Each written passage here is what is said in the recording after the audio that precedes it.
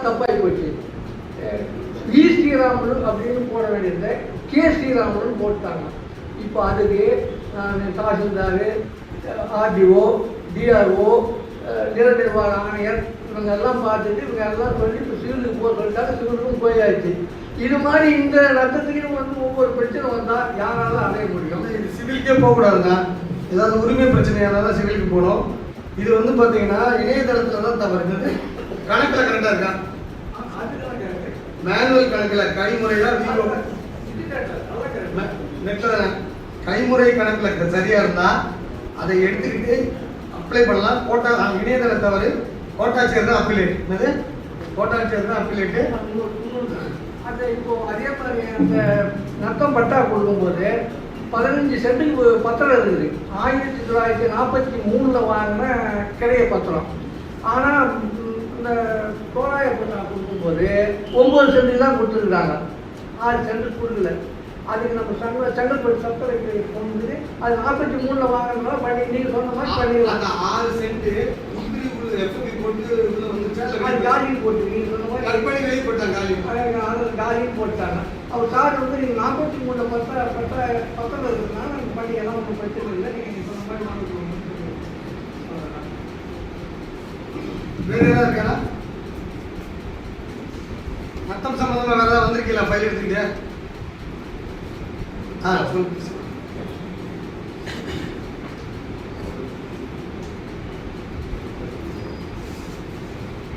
நத்தத்தில் வந்து ஒரு பகுதி நத்தம் காலின்னு போட்டுட்டாங்க. எங்களுக்கும் பத்திரங்கள் ஏற்கனவே இருக்குது. இதில் இவங்களோட யூடியூப்லலாம் பார்த்து அந்த இதுவெல்லாம் வச்சு நாங்களும் அப்ளை பண்ணோம். டிஆர்ஓ ஆர்டரே போட்டாங்க. அதாவது 2.5 சென்ட் ஒரு 1/2 சென்ட் வழியும் இருக்குது, ஒரு 2 சென்ட் வந்து நத்தம் காலின்னு இருக்குது. பழைய முன்பத்திரங்கள் எல்லாத்தையும் வச்சு கொடுத்து டிஆர்ஓ ஆர்டரை ஆர்டிஓ ரிஜெக்ட் பண்ணுறாங்க. ஸோ பொதுமக்களை ரொம்ப ஏமாத்துறாங்க. அதாவது செயல்முறை ஆணையில் 3ஆம் நம்பர் காலிக்கு ஒரு ரூம் சொல்லிட்டாங்க. அந்த அம்மா என்ன சொல்லுது, சூட்டுக்கட்டி வாங்கிக்கோ. அதாவது சார் சொல்கிற மாதிரி கைட்லைன் பண்ணிக்கல. ஏற்கனவே நீங்கள் 2 சென்ட் வச்சுக்கிட்டீங்க. ஃபர்தராக 2 அது எங்கள் பெரியப்பா நீங்கள் கவர்மெண்ட் எனக்கு கொடுங்க. என்னோட பெரியப்பாவை என்னோட அப்பா பெரியப்பா எங்கள் அத்தா இது வந்து 3 நம்பர் தான். இப்போ 3த்துக்கும் ஓனர் நான் தான். இதில் எங்கள் அத்தை கல்யாணம் ஆகி வெளியூர் இருக்கிறதுனால அந்த காலத்தில் அந்த நத்தம் காலினாங்க. அவன் உண்மையிலேயே அந்த காலத்தில் நாங்கள் அந்த சொத்தை வாங்கலைன்றது தான் அவன் உண்மை. 94 அந்த சொத்தை வாங்கினது எப்படியெல்லாம் ஏமாத்துறாங்கன்னு நீங்கள் தெரிஞ்சுக்கணும். 94 நீ பதிவு பண்ணிட்டாலும் என்னை வந்து செல்லாது அப்படின்ற மாதிரி சொன்னாங்க. ஏன்னா 92 உங்களுக்கு முடிஞ்சு போச்சு அப்படின்னு சொல்கிறாங்க. நாங்கள் வந்து 76 1937 2 சேஞ்ச் டாக்குமெண்ட்டே வச்சு பிரிஜா வைத்து நாங்கள் வந்து வைக்கிறோங்க. இது நிலை நிர்வாக ஆணையருக்கு நாங்கள் வந்து இவங்க அப்பீலை வந்து நேராகவே போட்டோம். எனக்கு பவர் இல்லைன்றாரு டிஆர்ஓ. நாங்கள் உங்கள் ஆர்டரே அவங்க ரிஜெக்ட் பண்ணுறாங்க. ரெவன்யூ செக்ரட்டரி கிட்ட போகிறோம். அவங்களும் என்ன சொல்கிறாங்க, இது கீழே முடிச்சுக்கோங்க, ஏன் எங்கள் வீட்டில் எடுத்துட்டு வரீங்கன்னா டிஓ லெட்டர் வைக்கிறாங்க. அதுக்கும் மதிப்பு இல்லைங்க.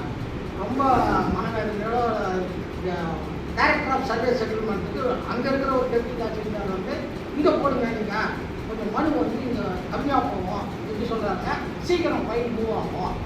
அங்கே போட்டால் அவர் லேண்ட் கமிஷனருக்கு மாற்றுறாங்க.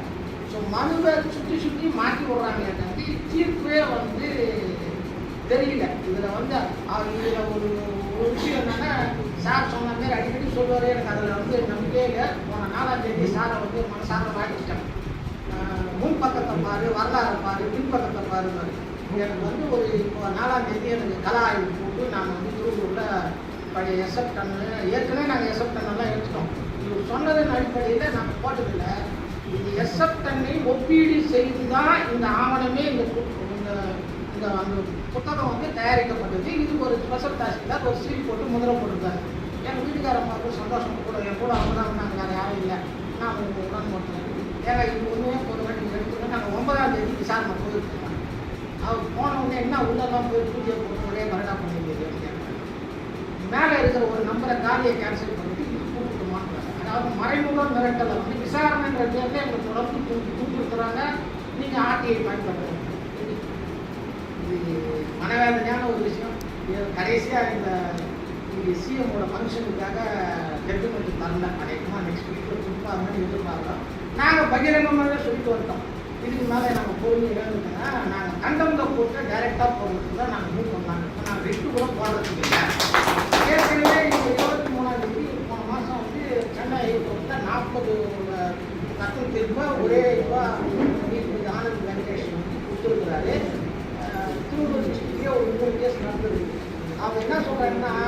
எழுதுகிற ஃபார்மேட்டே வந்து ரவுடிசம் மாதிரி எழுதுகிற அன்பாவே கருணையுடன் பரிசீலிங்க, இது இந்த அரசாங்கத்தின்படி செயல்படும். நீ யார்? நான் அரசாணை 288 படி பிழை திருத்தம் வந்து இருக்குன்னு எழுதலாம். இந்த அரசாங்கத்தின்படி செயல்படுங்க. இந்த 71 நீங்கள் சொன்னது எழுத்துக்குள்ளேயே எப்போதும் கொடுக்கலாம், கிரிஜா வைக்கலாம். அதுக்கப்புறம் புதுசாகவும் ஒரு சர்க்கார் 24 கிரிஜா வைத்தியநாதன் தான் மாடிஃபை பண்ணிட்டாங்க. ஆர்டிஓக்கே இப்போ பவர் வந்துச்சு அப்படின்னு சொல்லி இவரே திருப்புறாரு. நாங்கள் அந்த அரசாங்கம் வாங்கிட்டு சர்க்குலர் தான் ஏன் எழுதுறீங்கன்னு கேட்குறேன். மனுவில் சர்க்குலர் ஏன் மென்ஷன் பண்ணி எழுதுறீங்கன்னா நீங்கள் படிக்க மாட்டேங்குது எழுதுறேன். இவ்வளோ தூரம் செஞ்சும் கூட ஒரு மனுவை வந்து சுற்றி மாற்றி விடுறாங்களே கண்டி சொல்யூஷனுக்கு வர மாட்டாங்க. அதுக்கு பேர் வந்து ப்ரொசீஜரில் மாட்ட விடுறது. இவர் என்ன பண்ணுறோன்னா ரிசல்ட் எல்லாம் கொடுக்கக்கூடாது, அவனை ப்ரொசீஜர்லேயே அவன் செலுத்துட்டு ப்ரொசீஜரை எளிமையாக்க சொல்றது. நாம தான் சொல்லணும் ப்ரொசீஜரை எளிமையாக்க. நாம் சொல்கிறதே இல்லைல்ல, நாம் அந்த ப்ரொசீஜர் அப்படியே பெண்டிங்லேயே இருக்குது. நாம் என்னைக்காவது இந்த நடைமுறை ஓவர் வேலையாக இருக்குது, இதை ஆன்லைன்லேயே பண்ணுங்க, இதெல்லாம் இதுக்கு தனியாக போடுங்கன்னு ஏதாவது மனு கொடுக்குறோமா, ஏதாவது ஒரு கமிட்டியில் சீர்திருத்தம் பண்ண சொல்லணுமா? நாம் வைக்கலை, நம்ம கோரிக்கை வச்சு அதை நிறைவேற்ற சொல்லணும். இப்போ சிம்பிளாக ஒரு சர்க்குலர் வந்திருக்கு. என்ன வந்திருக்குன்னா, நாங்கள் கிட்டத்தட்ட இதுக்கு டைம் லிமிட் வைங்க. இது இப்போ எப்படி மசோதாக்களை டைம் லிமிட் வைக்க சொன்னோமோ, இதை சுப்ரீம் கோர்ட்டில் வச்சாங்களோ, அதுபோல் இந்த மற்ற மேல்முறையீட்டு வழக்குகள் ஆர்.என். ரவி சாரை விட மோசமாக இருக்குது, அப்படியே வச்சுட்டு இருக்கீங்க அப்படின்னு சொல்லி போன வருஷம்லாம் பெடிஷன் போட்டோம். பெடிஷன் போட்டதில் இப்போ ஒரு சர்க்குலர் போட்டிருக்காங்க. அதாவது 180 நாளுக்குள்ள முடிக்கணும். 180 நாளுக்குள்ள அந்த சர்க்குலர் இருக்குது. இப்போ நீங்கள் லேட் ஆகிடுச்சுன்னா, நீங்கள் எத்தனாம் தேதி மனு கொடுத்தீங்க, எத்தனாம் தேதி பண்ணீங்க, எல்லாத்தையும் சொல்லி இந்த சர்க்குலரையும் உள்ள சொல்லி இந்த 150 நாளில் முடிக்கல, இது 2300 நாள் ஆகி போச்சு, 1500 நாள் ஆகி போச்சு, நீங்கள் சொல்லலைன்னா நான் நீதிமன்றம் போகணும்னு சொல்லி அந்த சர்க்கிளை வச்சு ஒரு நினைவூட்டல் போட்டுட்டு நீங்கள் லீகல் எய்டு மூலமாக ஒரு அட்வொகேட்டை கமிட் பண்ணி ஹைகோர்ட்டில் நீங்கள் ஒரு டேட்டு, ஜட்ஜி வைக்கிற டேட் ரொம்ப முக்கியம். நீங்கள் டேட் வைக்காது, டேட் அவங்களுக்கு இருக்கணும். இந்த 12 வாரத்துக்குள்ள முடி, ஒரு வாரத்துக்குள்ள முடின்னு ஒரு மேண்டமை சொல்லிட்டு ஜட்ஜி மூலமாக வச்சு நீங்கள் கொடுத்தாதான் அந்த ஃபைலுக்கு மரியாதை. இல்லாட்டி அது கண்டமெண்ட் போடுங்க, கண்டமெண்ட் போடுங்க, அதை நிறுத்து, எடுத்துகிட்டு வந்து நிறுத்துங்க. சரிங்களா? அப்படி நிறுத்தும் பொழுது தான் நீங்கள் அரசாங்கத்தை வேலை வாங்க முடியும், இல்லாட்டி வேலை வாங்க முடியாது. அங்கே இருக்கிற ப்ரொசீஜரையும் இது ப்ரொசீஜர் மாட்டேங்கிறீங்களா, அந்த ப்ரொசீஜருக்கு நம்மளை போல ஆட்கள் தொடர்ந்து மனு எழுதி ப்ரொசீஜரை எளிமைப்படுத்துறதுக்கு மாற்று வழி சொல்லணும். பிரச்சனையை சொல்லாதீங்க, தீர்வு சொல்லுங்க. இது லேட் ஆகுதுல்ல, இதுக்கு என்ன பிரச்சனை சொல்லுங்க. இது எல்லாத்தையும் வட்டாட்சியர் லெவலுக்கு கொண்டு வந்துடும். டிஆர்ஓ ஆர்டிஓ வீட்டெல்லாம் கையில் வச்சிருக்கக்கூடாது, எல்லாத்தையும் ஆன்லைன் ட்ராக் பண்ணி கொண்டு வரணும். அது நம்ம சொல்கிறதுல இருக்க வேலையில் ஸ்ட்ராட்டஜி மிஸ்டேக். ரைட், வேறு ஏதாவது இருக்கா? முடிச்சிடலாமா? கருத்தாங்கதை முடிச்சிடலாம்னு நினைக்கிறேன். வகுப்பு போயிடலாம், இது புத்தக வெளியீட்டுல போயிடலாம். ஐயா வாங்க.